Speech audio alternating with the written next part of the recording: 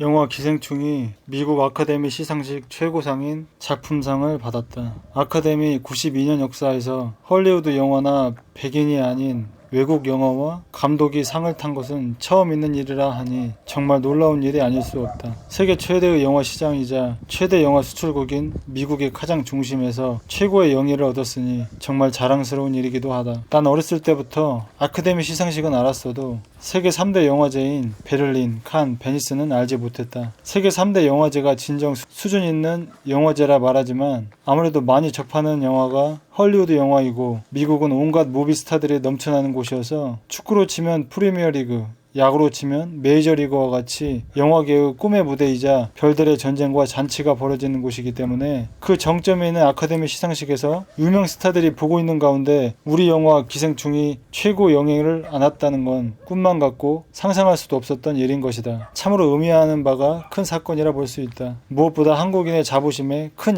영향을 주는 일이라 해도 과언이 아닐 것이다. 그런데 난 기생충이 해외에서 큰 상을 받을 때마다 그것에 반응하는 한국인의 모습 속에서 발견하게 되는 두 가지 특징을 짚고 넘어가고 싶다. 첫째, 기생충이 훌륭한 영화로 인정받는 건 좋지만 기생충과 같은 영화가 안 나와야 더 좋은 것 아닐까? 기생충이 말하고자 하는 것은 한국 사회의 양극화된 현실이다. 어떤 사람은 집 한 채 구하기도 힘들어 반지하에 사는데 어떤 사람은 강남에 여러 집을 가지고 있으면서 부동산 투기를 한다. 필요 이상으로 부를 축적하고 또 필요 이상으로 가난한 것. 사회의 특권이 소수에게만 집중되는 것은 역사적으로 볼 때 나라가 망할 때 나타났던 현상이다. 신라 말, 고려 말, 조선 말기가 모두 소수에게만 그 사회의 부와 권력이 집중된 상태였다. 난 기생충과 같은 영화가 나오지 말아야 건강한 사회라고 생각한다. 우리 역사를 보면 가장 큰 특징이 반성하지 않는 것이라고 난 생각한다. 멀리 갈 곳도 없이 우리 현대사만 보아도 4.19 혁명, 부마 항쟁, 5.18, 60 항쟁,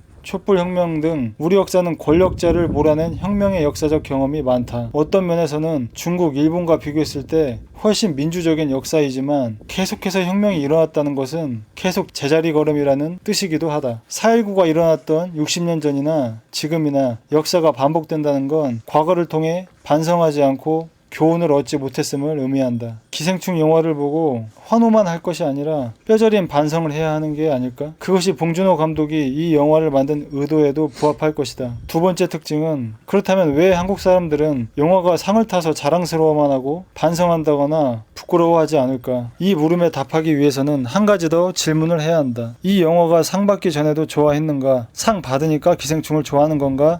라는 질문이다. 즉 기생충에 환호하는 이유가 내가 진정 감명 깊게 보았기 때문인가? 해외에서 칭찬해주기 때문인가? 기생충을 보고 감명 깊게 보았거나 한국에 대한 애정 때문에 환호하는 거라면 기생충이 상 받은 걸 축하해준과 동시에 깊이 반성하고 어떻게 하면 이 현실 문제를 해결할 수 있을까 고민할 것이다. 하지만 기생충에 환호하는 이유가 단지 해외에서 칭찬해주기 때문이라면 그것이 내 안의 열등감을 해소해주거나 타인에게 칭찬받고자 하는 욕구인 유아적 의존 욕구, 애정결핍과 같은 나의 욕구를 대리 충족해주기 때문에 기생충에 환호하는 것이라고 볼 수 있다. 타인의 시선과 평가로 내 가치를 느끼려는 행동인 것이다. 대한민국에 대한 애국심이다, 자부심이다 라고 말하는 것도 거짓말이다. 정말 그렇다면 앞에서 얘기했던 것처럼 기생충을 보고 깊이 반성해야 할 것이다. 단지 황금 종려상을 받고 아카데미를 휩쓸었다고 하면서 자랑스러운 데만 초점을 맞추는 이유는 이렇게 나의 열등감을 해소시켜주거나